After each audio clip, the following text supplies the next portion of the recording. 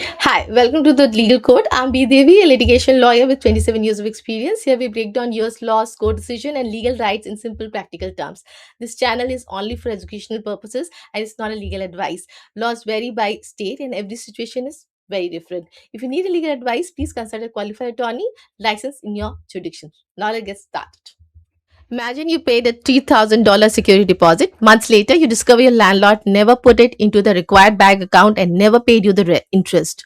Most people think they'll have to wait until they move out to get their money back. But under New Jersey law, that's not always true. In certain situations, your security deposit can actually be applied towards your future rent. Here is how. This rules comes from New Jersey Revised Statute Section 46(a)(19), as you can see it on screen.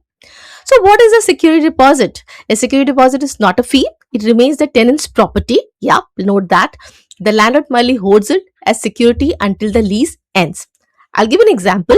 If you pay 2,500 deposit, the landlord doesn't own that $2,500. They're simply holding it. That's what it is. All right. So, what must the landlord be doing in this? As per this statute, they should put the money into a qualifying interest bearing account, notify the tenant within 30 days, pay or credit the interest annually. So, these aren't suggestions, they are the legal requirements. As per the law, they have to do it. The penalty, most people don't know. I mean, the landlord does not know that. Most of the landlord does not know that if they do not follow this process, there is a penalty clause also is there.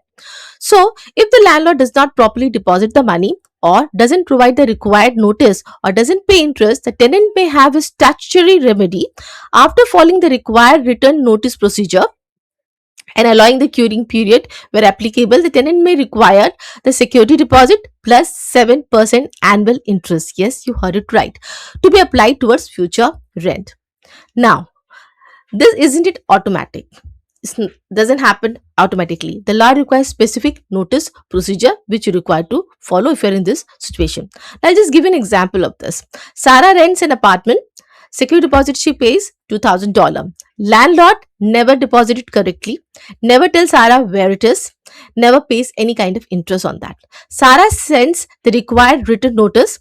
If the statutory requirements are met, she can require that $2,000 plus 7% annual interest be applied towards future rent, right? So, but there are some limitations are also there. The law does not mean every tenant can stop paying the rent, all right? It only says that it applies only when the landlords violate the statutes and the tenant follows the required legal procedure. Security deposit laws vary from state to state in USA. This video explains New Jersey's laws and is for a general education purposes, not legal advice for your specific situation. If you are involved in a dispute, consult a qualified attorney in your state. And if you like this video, please like, share and comment, and please subscribe this video. Thank you so much for watching.